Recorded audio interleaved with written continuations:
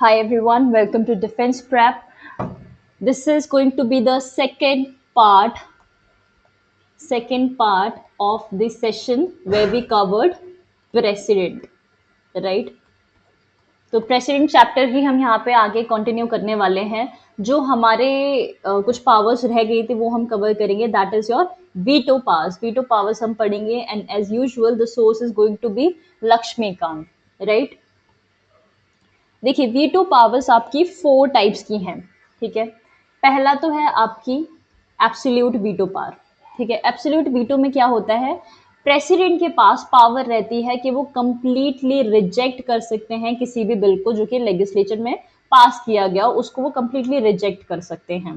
ठीक है, इस पावर से क्या होगा कि परमानेंटली विद होल्ड कर देंगे वो अपना अप्रूवल, कि वो अपना अप्रूवल दे ही नहीं रहे हैं. Now nobody can force him और हर. ठीक है, ऐसे केस में क्या होगा? जो बिल होगा वो इंस्टेंटली खत्म हो जाता है और वो कभी लॉ नहीं बन पाता है. तो यहाँ पे समझने वाली बात क्या है, जो आप एक की टर्म याद रखेंगे, that is complete rejection of a bill. ये आपका एब्सोल्यूट वीटो में आता है. अब कोई भी लॉ बनने के लिए, अब कोई भी बिल अगर लॉ बनना चाहेगा तो वो कैसे बनेगा? कि प्रेसिडेंट का उसको सिग्नेचर यानी प्रेसिडेंट का असेंट मिल जाए. प्रेसिडेंट अगर हाँ कर देते हैं कि ये बिल एक लॉ बनना चाहिए तो वो अपना सिग्नेचर कर देंगे. लेकिन प्रेसिडेंट अगर एब्सोल्यूट वीटो का यूज करते हैं तो इसका मतलब है कि वो बिल कभी भी लॉ बन ही नहीं पाएगा और उसकी जर्नी यहीं खत्म हो जाएगी, राइट? ऐसा एब्सोल्यूट वीटो की जो पावर है वो प्रेसिडेंट 2 कंडीशंस में यूज करते हैं. पहली कंडीशन ये रहती है कि अगर जो बिल है वो किसी प्राइवेट मेंबर ने इंट्रोड्यूस कराया है, राइट? पार्लियामेंट के किसी प्राइवेट मेंबर ने इंट्रोड्यूस कराया है तो वो एब्सोल्यूट वीटो की पावर को यूज कर लेते हैं. या फिर चेंजिंग गवर्नमेंट. चेंजिंग गवर्नमेंट का क्या है? मान लीजिए एक गवर्नमेंट ने किसी बिल को पास किया, प्रेसिडेंट के पास भेजा कि आप इसको अपना कंसेंट दे दो, सॉरी असेंट दे दो. ठीक है, लेकिन उसके बाद क्या हुआ कि बिल पास होने से पहले गवर्नमेंट ही चेंज हो गई, दूसरी गवर्नमेंट आ गई. तो अब प्रेसिडेंट क्या करेंगे? वो चाहेंगे तो वो बिल नहीं पास करेंगे, तो वो लॉ नहीं बनेगा, वो एक एक्ट नहीं बनेगा. या मान लीजिए जो नई गवर्नमेंट आई है उसने मना कर दिया कि नहीं, आप ये बिल को पास मत कीजिए, प्रेसिडेंट से उन्होंने बोल दिया, तो ऐसे केस में भी प्रेसिडेंट क्या करेंगे? वो बिल को रिजेक्ट कर देंगे. ठीक है, पास नहीं करेंगे और वो एक लॉ नहीं बनेगा. तो ये तो हो गया आपका absolute veto. Next is your suspensive veto. Suspensive veto. Suspensive veto में क्या है? देखो, प्रेसिडेंट की पावर्स का क्या है कि वो वीटो की पावर्स उसकी कुछ ऐसी दिखती हैं प्रेसिडेंट की कि बहुत ज़्यादा पावर है प्रेसिडेंट के पास और वो काफ़ी चीज़ें जो है उसे रोक सकते हैं. लेकिन एक्चुअल में उसका इम्पैक्ट सिर्फ इतना सा ही रहता है. एज सच कोई ज़्यादा पावर्स है नहीं है. अभी आप देखो, जैसे सब सस्पेंसिव वीटो अगर पढ़े तो सस्पेंसिव वीटो में क्या होता है कि प्रेसिडेंट के पास एक ऐसी पावर आ जाती है जहां पे वो जो बिल है वो वापस पार्लियामेंट को भेज सकते हैं रिकंसीडरेशन के लिए, कि आप इस बिल को एक बार दोबारा चेक करो, इसमें दोबारा चेंजेस करके लेके आओ. ये टेम्पररी डिले रहता है एक तरीके से. ऐसा नहीं कि परमानेंटली रिजेक्ट कर दिया, वो बिल को परमानेंटली रिजेक्ट नहीं कर सकते हैं. अब मान लीजिए उन्होंने पार्लियामेंट को वापस वो बिल भेजा और पार्लियामेंट ने कोई उसमें चेंजेस किए तो भी ठीक, नहीं भी किए तो वो वापस से सेम बिल भेज सकते हैं बिना किसी चेंजेस के. प्रेसिडेंट को वापस सेम बिल भेज दिया, ठीक है, और क्या करेंगे? सिंपल मेजोरिटी से उन्होंने पास करा दिया वो पार्लियामेंट में. तो प्रेसिडेंट को अब तो उस पर लीगली अपना असेंट देना ही पड़ेगा और वो एक लॉ बन के ही रहेगा. तो ये जो पावर है वो एक सिर्फ कूलिंग ऑफ पीरियड की तरह काम करती है, राइट? जहाँ पे लॉ मेकर्स को एक चांस दिया जाता है कि वो थोड़ा सा टाइम लेके अपनी मिस्टेक्स को फिक्स कर सकते हैं या कोई पब्लिक कंसर्न है तो उसको एड्रेस कर सकते हैं, जिससे कि बिल लॉ बने उससे पहले ये सारी चीजें वो लोग फिक्स कर लें, राइट?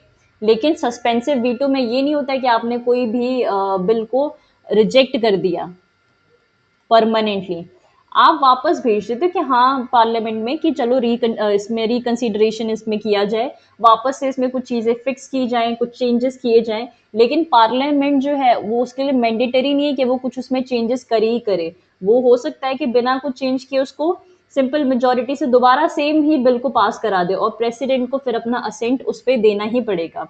ये सस्पेंसिव वीटो की पावर जो है वो प्रेसिडेंट मनी बिल में यूज नहीं कर सकते, कि मनी बिल जो है पार्लियामेंट ने पास किया और प्रेसिडेंट के असेंट के लिए जब भेजा तो उन्होंने सस्पेंसिव वीटो का यूज कर दिया और मनी बिल ही वापस भेज दिया। ऐसा नहीं कर सकते हैं वो, ठीक है। पॉकेट वीटो की बात करें तो पॉकेट वीटो में क्या होता है, ये एक ऐसी पावर होती है जिसमें प्रेसिडेंट जो है वो किसी भी बिल को एक तरीके से खत्म कर सकते हैं, किल कर सकते हैं बिना कुछ किए। कैसे कि आपको कुछ करना नहीं है, ना ही आपको उस पर रिएक्ट करना है, ना ही आपको उसको रिजेक्ट करना है, ना ही पास करना है। आप सिंपली कुछ उस पर करो ही मत, ना आप उसको साइन करो ना आपको रिजेक्ट करो। आप उस बिल को पॉकेट में रख लो। अब ऐसे नहीं कि लेजिट पॉकेट में ही रख लेते हैं वो, बट कोई रिएक्शन नहीं होता उस पे। और उसमें क्या होता है कि डेडलाइन की अगर बात करें तो यूएस पार्लियामेंट, यूएस में देखा जाए सिस्टम में, तो वहां पे 10 डेज का टाइम रहता है कि वहां के प्रेसिडेंट को 10 डेज में या तो बिल को रिजेक्ट करना पड़ेगा या पास करना पड़ेगा, but you have to do something about that bill. But India में ऐसा कुछ भी डेडलाइन नहीं है, तो आप इनडेफिनाइट पीरियड के लिए आप पॉकेट वीटो का यूज कर सकते हैं।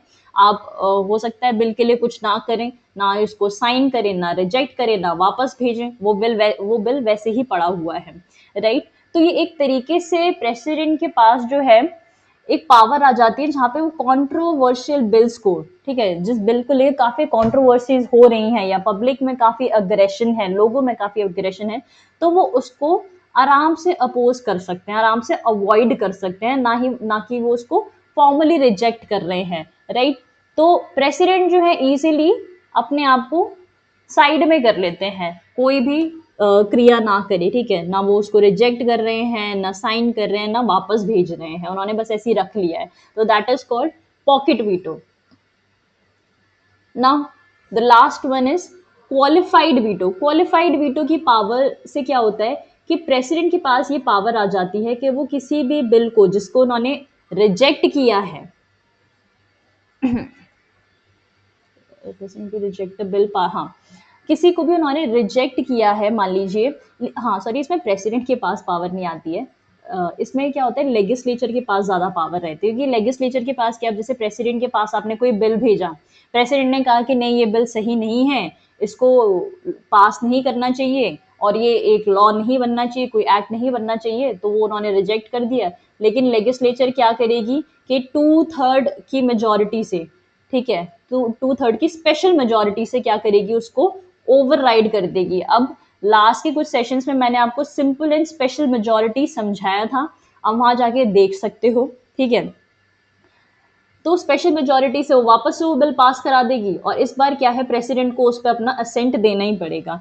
तो ये जो क्वालिफाइड वीटो है, ये एक तरीके से चेक्स एंड बैलेंसेस की तरह काम करता है, जहाँ पे जो लेजिस्लेटिव ब्रांच है, यानी कि जो आपका लेजिस्लेचर है, वो अपनी पावर का गलत इस्तेमाल ना करे कि बहुत जल्दी जल्दी जो है कोई भी लॉज वो बना रहा है, कोई भी बिल पास कर दे रहा है, ठीक है, तो वो अपनी पावर को अब्यूज ना करे, इसलिए ये क्वालिफाइड वीटो रखा गया है, जिससे कि वो लोग दोबारा से उसको रिकंसीडर करें और कोई कोई भी बिल बहुत आसानी से एक लॉ ना बन पाए, उसमें अच्छे से उसको रिकंसीडर किया जाए, राइट।